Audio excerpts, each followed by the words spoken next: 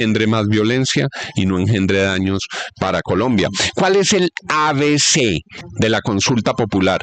Don Santiago Ángel, a partir de este momento, ¿cómo sigue el proceso? Paso a paso, don Santiago. Pues, don Juan, lo primero es que el presidente necesita una firma de todos los ministros para remitir la pregunta antes al Senado de la República con la justificación. Es decir, el presidente va a hacer un consejo de ministros, reúne la justificación y la pregunta, los ministros de todo su gabinete en pleno firman esa pregunta y esa justificación e inmediatamente es enviada al Senado.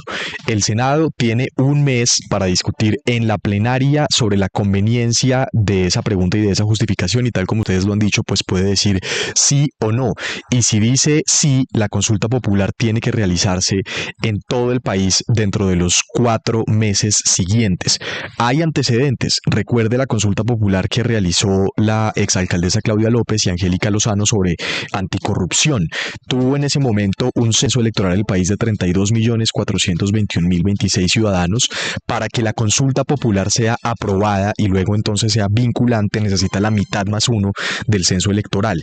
En ese momento no se llegó a ese rubro de votos, no alcanzó el margen de votación la consulta popular, pero estuvo muy cerca, 11.671.420 votos. Esto es importante porque puede ser un espejo de lo que ocurriría con esta consulta sobre la reforma laboral y la reforma a la salud. Costó 310.479 millones de pesos, pero el censo electoral de hoy es mucho más alto.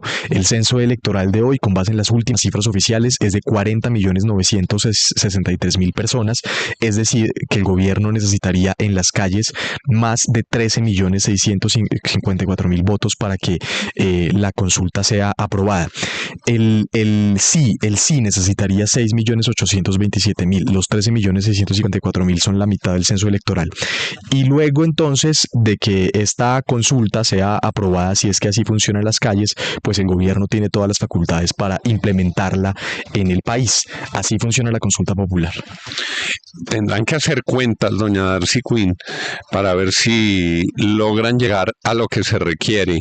El presidente Gustavo Petro, con toda la movilización de una campaña para segunda vuelta, enfrentado en su momento a Rodolfo Hernández, es decir, casi sin rival, casi sin contendor, en una campaña que está todavía bajo el escrutinio de las autoridades porque supuestamente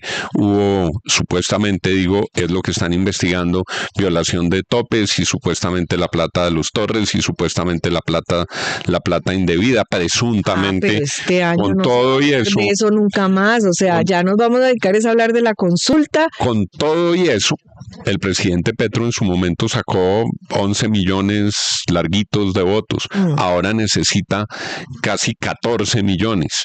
Entonces el gobierno también tiene que pensar muy bien cómo se embarca en esa aventura.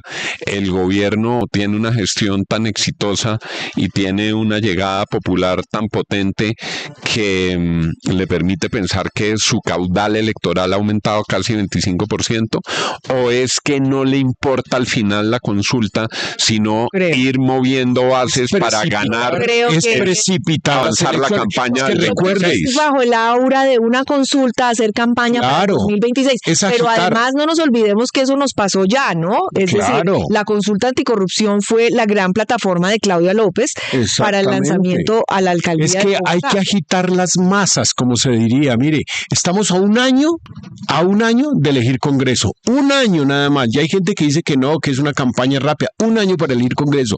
En los próximos 60 días estaremos a un año de elegir el reemplazo de Gustavo Petro. Ellos lo entienden muy bien y para eso trajeron a Benedetti. Vamos a agitar las masas, vamos a hacer el ambiente electoral de izquierda. Pero hacer campaña sin las reglas del Consejo Nacional Electoral, es decir, a destiempo, como dicen, y financiado por los impuestos de todos los colombianos. Hay plata para hacerlo. El problema de agitar esa forma de hacer campaña, como dice el profesor Quijano, es que queda subyacente el elemento de la violencia del que habla el presidente de la República en la locución, porque ayer el presidente dice que este no es un momento para la violencia ante la eventualidad de que el Senado no acepte la consulta popular. Y esa sola mención, ¿qué significa? Que el presidente está considerando un levantamiento popular violento contra las instituciones fíjese, don Juan, el adjetivo o el verbo que él usa, romper la institucionalidad, romper el bloqueo institucionalidad, y dice que el bloqueo institucional es una dictadura del establecimiento. Yo creo que el presidente también entre líneas sugiere la posibilidad de la violencia si no pasa lo que él quiere que pase.